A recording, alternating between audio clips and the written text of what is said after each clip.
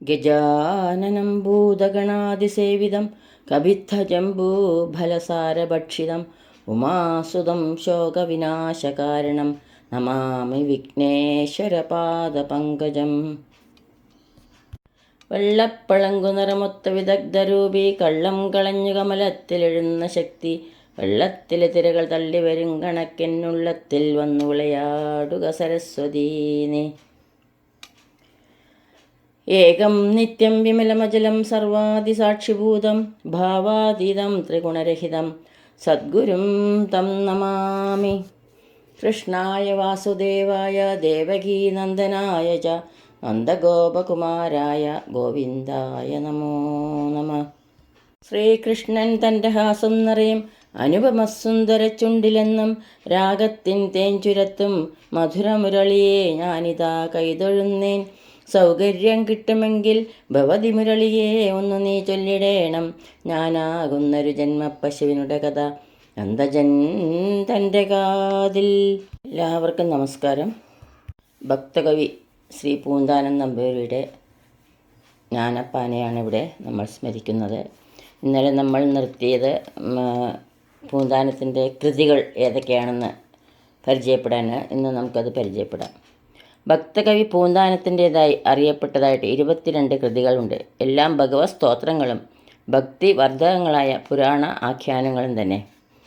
സന്താനഗോപാലം, ഭാഷാ കർണാമൃതം, നാരായണ ഗോവിന്ദ കീർത്തനങ്ങൾ, ആനന്ദനൃത്തം, ദ്വാദശാക്ഷര നാമകീർത്തനം, ശ്രീകൃഷ്ണ കീർത്തനങ്ങൾ, സപ്താക്ഷര കീർത്തനം, ബ്രഹ്മ പരഗോവിന്ദ കീർത്തനം, ഗോപാലകൃഷ്ണ കീർത്തനം, ഗൗരീ കീർത്തനം, വാമപുരേശ കീർത്തനങ്ങൾ, പത്മനാഭ കീർത്തനങ്ങൾ, വിവേകോദയ കീർത്തനങ്ങൾ, ജയകൃഷ്ണ കീർത്തനം, വിടകൊൾ കീർത്തനങ്ങൾ, ശ്രീരാമ കീർത്തനം, മുകുന്ദ കീർത്തനം, ദശാവതാര സ്തോത്രം, 108 ഹരി, ഘനസംഘം, ജ്ഞാനപ്പാന. കൂടാതെ തമിഴിലും പൂന്താനം ചില വേദാന്ത ഗാനങ്ങൾ രചിച്ചു എന്ന് കേട്ടിട്ടുണ്ട്. ഭാഗവതത്തിലെ ദശമസ്കന്ധം ശ്രീകൃഷ്ണ കഥ സ്തോത്രമാലയാക്കിയിരിക്കുകയാണ് 108 ഹരിയിലൂടെ. ഒരു വേനൽക്കാലത്ത് പൂന്താനത്തിന് വസൂരി രോഗം വന്നു. അത് കൂടുതലായി. മാറിക്കുളിക്കാൻ ബുദ്ധിമുട്ടാണെന്ന് നോട്ടക്കാർ വിധിച്ചു. അടച്ചിട്ട മുറിയിൽ പൂന്താനത്തിൻ്റെ ഒറ്റയ്ക്കുള്ള കിടപ്പ്, ശരീരപീഡകൾ വേറെ. ആകെ ഒരാശ്രയം സർവ്വരോഗനിവാരിണിയായ തിരുമാന്താംകുന്തലമ്മ തന്നെ. അപ്പോൾ ഉൾക്കണ്ണിൽ തെളിഞ്ഞ തേജോരൂപിണിയുടെ കേശാദിപാദ വർണ്ണനയാണ് ഘനസംഘത്തിലൂടെ പൂന്താനം പ്രതിപാദിച്ചിരിക്കുന്നത്. പൂന്താനത്തിൻ്റെ കൃതികളിൽ നിറഞ്ഞു നിൽക്കുക സ്വച്ഛമായ ഭക്തിഭാവവും ഒപ്പം വേദാന്ത വിഷയങ്ങളും തന്നെ. അതിൽ വെച്ച് മനുഷ്യ മനസ്സിനെ ഏറെ സ്പർശിക്കുന്നതും ഉപനിഷത്ത് തത്വസാരം അടങ്ങിയതും ജ്ഞാനപ്പാന തന്നെയാണ്. പൂന്താനം പ്രപഞ്ചത്തിലാകെ പരന്നും എന്നാൽ ഒളിഞ്ഞും കിടക്കുന്ന പരമസത്യത്തെ സാധാരണ പദങ്ങളിൽ അയത്നലളിതമായി ഒതുക്കി നമുക്ക് സംഭാവന ചെയ്തിരിക്കുകയാണ് കവി ജ്ഞാനപ്പാനയിലൂടെ നമ്മുടെ സൗകര്യത്തിനായിട്ട്. നമുക്കിനി ജ്ഞാനപ്പാനയിലേക്ക് കടക്കാം. കൃഷ്ണ കൃഷ്ണ മുകുന്ദ ജനാർദ്ദന കൃഷ്ണ ഗോവിന്ദ നാരായണ ഹരേ അച്യുതാനന്ദ ഗോവിന്ദ മാധവ സച്ചിദാനന്ദ നാരായണ ഹരേ സച്ചിദാനന്ദ നാരായണ ഹരേ. ഗുരുനാഥൻ തുണ ചെയ്ക സന്തതം തിരുനാമങ്ങൾ നാവിന്മേലെപ്പോഴും പിരിയാതെ ഇരിക്കണം നമ്മുടെ നരജന്മം സഫലമാക്കിയിടുവാൻ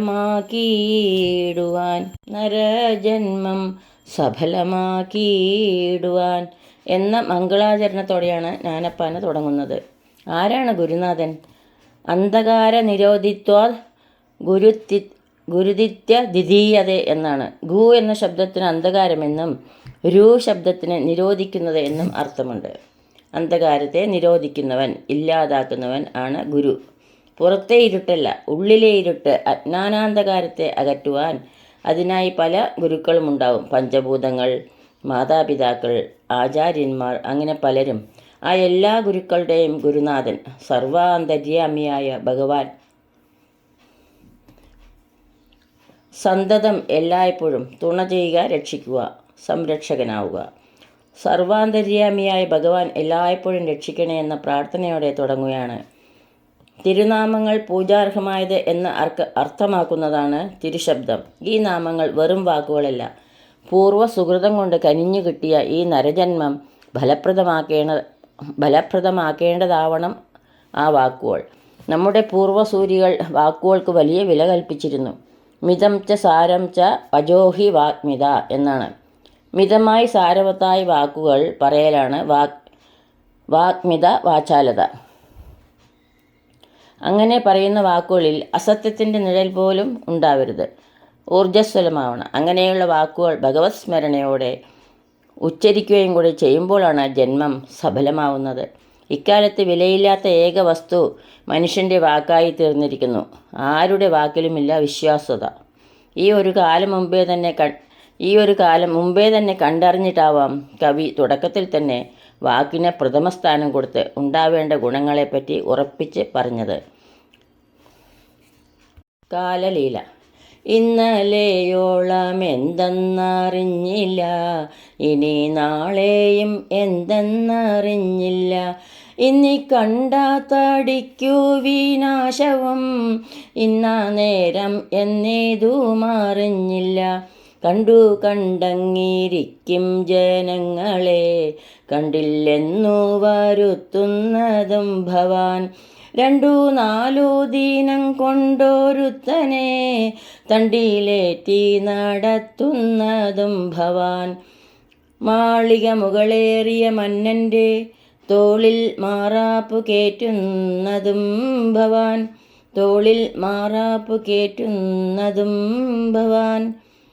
കൃഷ്ണ കൃഷ്ണ മുകുന്ദ ജനാർദ്ദന, കൃഷ്ണ ഗോവിന്ദ നാരായണ ഹരേ. അച്യുതാനന്ദ ഗോവിന്ദ മാധവ, സച്ചിദാനന്ദ നാരായണ ഹരേ. സച്ചിദാനന്ദ നാരായണ ഹരേ.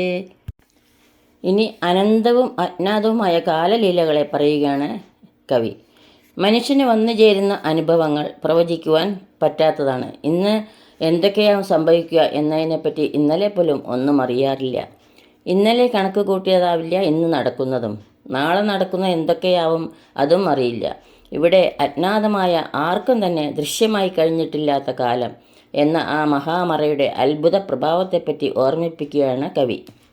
അത്രമേൽ സ്വന്തമെന്ന് നമ്മൾ വിശ്വസിക്കുന്ന ആരെക്കാളും അധികം സദാ നമ്മളോടൊപ്പം ഒട്ടി നിന്നിട്ടും അജയ്യമായ ആ പെരുങ്കാലടികൾ അമർത്തിവെക്കുന്ന ശബ്ദം നമ്മൾ കേൾക്കുന്നില്ല. ഇവിടെ ഞാൻ, എൻ്റേത് എന്ന പദങ്ങൾ തന്നെ അർത്ഥശൂന്യമാവുന്നു. ഞാനല്ലാത്ത എൻ്റേത് എന്നല്ലാതെ വേറെ ഏതോ ഒന്നിനെപ്പറ്റി നമ്മളെ കൊണ്ട് ചിന്തിപ്പിക്കുന്നു. കാരണം ആ പദങ്ങൾ ആശ്രയമായി കണ്ട് വിശ്വസിച്ച് ചാരി നിൽക്കുന്നതാണ് ഇന്ന് ഈ നിമിഷം കാണുന്ന ഈ തടി അല്ലെങ്കിൽ ശരീരം. ഈ തടിയിലാണ് ഞാനും എൻ്റേതും മുളച്ചു വളർന്ന് വലുതാവുന്നതും. എന്നാൽ ഈ തടി, അതായത് നമ്മുടെ ശരീരം, എപ്പോഴാണ് മറിഞ്ഞു വീഴുക എന്നോ കത്തിച്ച് കളയപ്പെടേണ്ടി വരിക എന്നോ ആർക്കും ഏതും അറിയുകയില്ല. കത്തിച്ചാമ്പലാവേണ്ടതാണ് എന്നതുകൊണ്ടാവാം കവി തടി എന്നു തന്നെ പ്രയോഗിച്ചത് നമ്മുടെ ശരീരത്തിന്. പിന്നെ ഞാനെവിടെ, എൻ്റേതെവിടെ? കണ്ടങ്ങിരിക്കും ജനങ്ങളെ, കണ്ടില്ലെന്ന് വരുത്തുകയാണ് ഭവാൻ. പൂന്താനം ഭഗവാന്റെ മുമ്പിൽ നിന്ന് നേരിട്ട് പറയുന്നത് പോലെയാണ് ഭവാൻ എന്ന പ്രയോഗം. ജനങ്ങളെ കണ്ടില്ലെന്ന് വരുത്തുകയാണ് ചെയ്യുന്നത്. സത്യത്തിൽ കണ്ടിരിക്കലുമില്ല, കാണാതാവലുമില്ല. രണ്ടും ഭവാൻ വരുത്തുകയാണ്. യഥാർത്ഥ വേദാന്തം തന്നെ. കണ്ടിരിക്കുമ്പോൾ നമ്മൾ സ്വപ്നേപി വിചാരിക്കില്ല ഇനി കാണാത്ത ഒരവസ്ഥ വരുമെന്ന്. അത്രമേൽ നമ്മൾ പരസ്പരം വിശ്വസിക്കുന്നു. പെട്ടെന്നൊരു ദിവസം നമ്മളെ വിട്ടുപോയാലോ, മുമ്പ് നമ്മളെ കണ്ടിട്ടേയില്ല എന്ന അവസ്ഥയിൽ അയാൾ നിൽക്കുകയും ചെയ്യുന്നു. പിന്നെ ഒരിക്കൽ പോലും തിരിഞ്ഞു നോക്കലില്ല, തിരിച്ചു വരലുമില്ല. പരിപൂർണമായ അപരിചിതത്വം ഭവാൻ അയാളെ അങ്ങനെയാക്കുന്നു. മഹാഭാഗവതത്തിലെ ചിത്രകേതുവിൻ്റെ കഥ പോലെ. ശൂരസേന രാജ്യത്തിലെ ചക്രവർത്തിയായിരുന്നു ചിത്രകേതു. രാജ്യം സമ്പന്നമാണ്, പ്രജകൾ സന്തുഷ്ടരാണ്. പക്ഷേ പുത്രനുണ്ടാവുന്നില്ല രാജാവിന്. അവസാനം അങ്കിരസ് മഹർഷിയോട് അപേക്ഷിച്ചപ്പോൾ മഹർഷി പറഞ്ഞു, അങ്ങേക്ക് സന്തോഷവും സങ്കടവും ഉണ്ടാക്കുന്ന പുത്രനുണ്ടാവും. ആദ്യ ഭാര്യയും ഗുണവതിയുമായ കൃതദ്യുതിയിൽ ഒരു പുത്രനുണ്ടായി. രാജാവും കൊട്ടാരവും നാടും സന്തോഷത്തിൽ ആറാടി. എന്നാൽ സന്തോഷിക്കാത്ത ചിലരും ഉണ്ടായിരുന്നു, ചക്രവർത്തിയുടെ മറ്റു ഭാര്യമാർ. പുത്രനുണ്ടായ ശേഷം രാജാവ് തങ്ങളെ തിരിഞ്ഞു നോക്കുന്നില്ല എന്ന ദുഃഖത്താൽ അവർ ആ പുത്രനെ വിഷം കൊടുത്തു കൊല്ലിച്ചു. സങ്കടം സഹിക്കാനാവാതെ കരഞ്ഞു കരഞ്ഞ് രാജാവിന് കണ്ണു കാണാതായി. അപ്പോൾ വീണ്ടും അങ്കിരസ് മഹർഷി ശ്രീ നാരദ മഹർഷിയെയും കൂട്ടി വന്നു. അപമൃത്യു ആണെങ്കിൽ 3.25 നാഴികയ്ക്ക് ഉള്ളിലായാൽ ആ ജീവനെ തിരിച്ചു വരുത്തുവാൻ വേണ്ട യോഗബലം നാരദ മഹർഷിക്ക് ഉണ്ട്. അദ്ദേഹം അത് പ്രയോഗിച്ച് ജീവനെ വരുത്തിയിട്ട് പറഞ്ഞു, അങ്ങയുടെ അച്ഛനും അമ്മയും വളരെ ദുഃഖിക്കുന്നു. അതുകൊണ്ട് ഈ ശരീരത്തെ പ്രാപിച്ച് അവരുടെ ദുഃഖം മാറ്റൂ. അത് കേട്ട് ആ ജീവൻ ചോദിക്കുകയാണ്, കർമ്മങ്ങൾ നിമിത്തം ഞാൻ പല ജന്മങ്ങളിൽ കൂടി കടന്നു വന്നു. അങ്ങ് ഏത് അച്ഛനമ്മമാരെ പറ്റിയാണ് പറയുന്നത്? ഇനിയും ഏതൊക്കെയോ അച്ഛനമ്മമാരുടെ പുത്രനായേക്കാം. എനിക്കിപ്പോൾ അച്ഛനുമില്ല അമ്മയുമില്ല. എനിക്ക് പോവാറായി, ഞാൻ പോകുന്നു എന്ന് പറഞ്ഞ ആ ജീവൻ പോയി. ദുർഭരമായ സത്യം നേരിട്ട് കണ്ടപ്പോൾ രാജാവ് അടങ്ങി. ജ്ഞാനോദയം വന്നു. അതിനായിട്ട് തന്നെയാണ് ശ്രീ നാരദ മഹർഷിയെ അങ്കിരസ് മഹർഷി അവിടെ കൊണ്ടുവന്നതും. നമ്മുടെ ശരീരം, ചലനങ്ങൾ, വിചാരങ്ങൾ, ഭാഗധേയങ്ങൾ എല്ലാം മറ്റേതോ അജ്ഞാതമായ പ്രേരണ കൊണ്ട് നമുക്ക് നിത്യവും സത്യവുമാണെന്ന് തോന്നുകയാണ്. അത് ആ യാഥാർത്ഥ്യം മനസ്സിലാവുമ്പോൾ നമ്മളിലുള്ള കലശലായ അധികാരിഭാവം മാറുന്നു. മനുഷ്യൻ്റെ ഈ ജീവിതയാത്രയിൽ പലപ്പോഴും നമ്മുടെ മുഖത്ത് വന്ന് മുട്ടുന്ന സംഭവങ്ങളാണ് ഇത് രണ്ടും. പരമദരിദ്രനായ ഒരുവനെ 2-4 ദിവസം കൊണ്ട് ധനികനാക്കുന്നു. ഇവിടെ വളരെ കനത്ത ഒരു സത്യം വാക്കുകളിൽ ഒളിപ്പിക്കുന്നുണ്ട്. ഭഗവാൻ പണമില്ലാത്തവന് പണമുണ്ടാക്കി ഈ കാലത്ത് പെട്ടെന്ന് പണക്കാരനാവാൻ അത്ഭുതമല്ലാതായിരിക്കുന്നു. എത്രയോ വഴികളുണ്ട്. ആ പണം മനുഷ്യനിൽ ഉണ്ടാക്കുന്ന കുത്സിത ബോധത്തിലാണ് കവി വിരൽ ചൂണ്ടുന്നത്. പണമുണ്ടായാൽ പിന്നെ നിലത്തൊന്നും നടക്കാൻ വയ്യാതാവും. 4 ആൾ ഏറ്റി നടക്കണം. ഏറ്റി നടക്കുന്നവരെ ആജ്ഞാപിക്കാം, ശിക്ഷിക്കാം. പണം എല്ലാ അധികാരവും കൊടുത്ത് അയാളെ യജമാനനാക്കുന്നു. അപ്പോൾ കവി പറയുന്നത്, ഈ മായാജാലങ്ങളെ ഭ്രമിക്കുന്ന മനുഷ്യനെ ഭരിക്കുന്നത് പണമാണ്.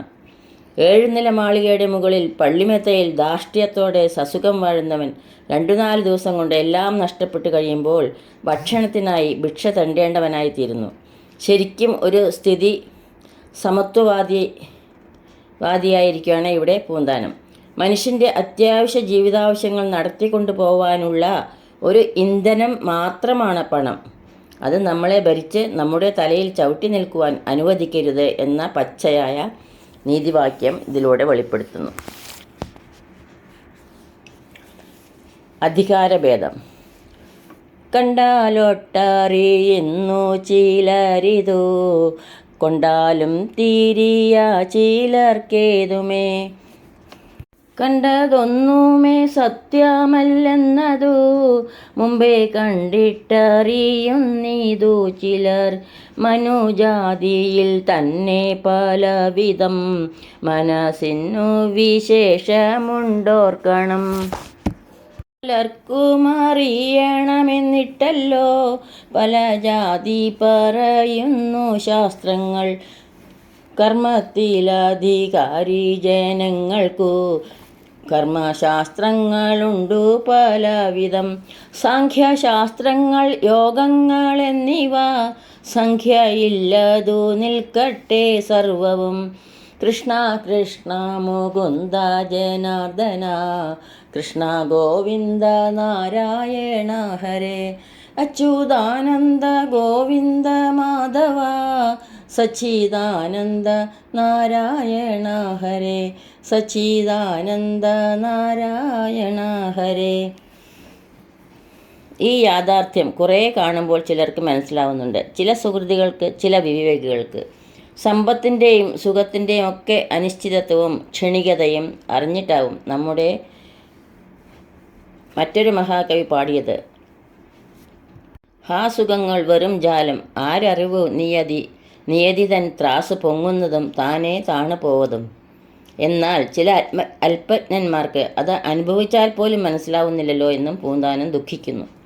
അതിനുശേഷം കവി ലോക സ്വഭാവത്തെപ്പറ്റി പറയുന്നു. എല്ലാവരും മനുഷ്യരാണെങ്കിലും ഒരാളും മറ്റൊരാളെ പോലെയല്ല. ആകൃതിയിലുമല്ല, പ്രകൃതിയിലുമല്ല.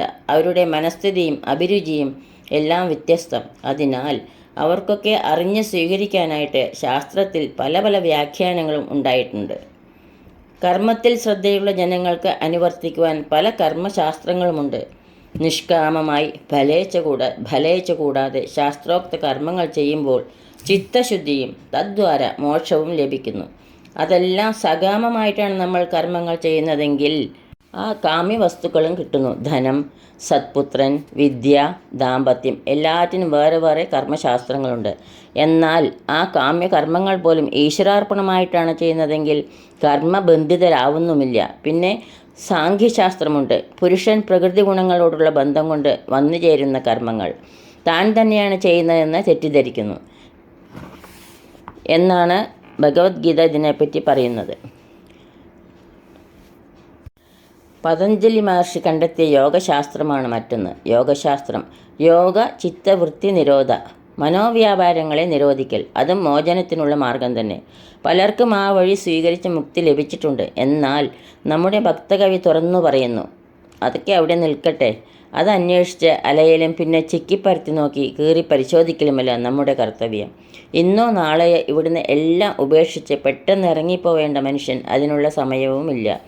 ഏതോ നിയോഗത്താൽ അമ്മ എന്ന സ്ത്രീയുടെ ഗർഭപാത്രത്തിൽ ആദ്യം ഒരു ബീജമായും പിന്നെ ബുദ്ബുദമായും അണ്ഡമായും മറ്റും പല രൂപാന്തരങ്ങൾ കഴിഞ്ഞ് ഒരു ദിവസം ശക്തിയായ സൂതി വായുവിൻ്റെ തള്ളിച്ചയാൽ മാതൃയോനിയിലൂടെ പുറത്തു വന്ന് ഭൂമിയിൽ പതിക്കുന്ന ശിശു മറ്റനേകം ജീവികളിൽ നിന്നും വ്യത്യസ്തനായിട്ട് ആ കുട്ടിക്ക് വിശേഷ ബുദ്ധി കൂടി കൊടുത്തതെന്തിന്? ഒരു നിമിഷം ഒന്ന് ആലോചിക്കാം.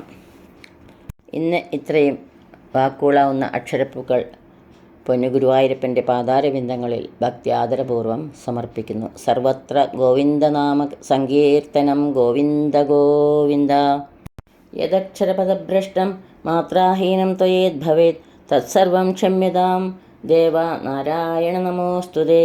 കായേന വാചാ മനസേന്ദ്രിയൈർവാ ബുദ്ധ്യാത്മനാ വാ പ്രകൃതേ സ്വഭാവാത് കരോമി യദ്യത് സകലം പരസ്മൈ നാരായണായേതി സമർപ്പയാമി.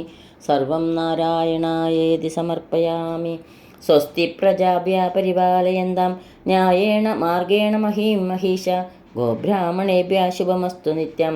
ലോകാ സമസ്ത സുഖിനോ ഭവന്തു. ലോകാ സമസ്ത സുഖിനോ ഭവന്തു. എല്ലാവർക്കും ശാന്തിയും സമാധാനവും ഭഗവത് ഭക്തിയും പൊന്നു ഗുരുവായൂരപ്പൻ്റെ അനുഗ്രഹവും എപ്പോഴും ഉണ്ടാകട്ടെ എന്ന് പ്രാർത്ഥിക്കുന്നു. സർവത്ര ഗോവിന്ദനാമ സങ്കീർത്തനം. ഗോവിന്ദ ഗോവിന്ദ. ഹരി ഓം. ശ്രീ ഗുരുഭ്യോ നമ. ഹരി ഓം.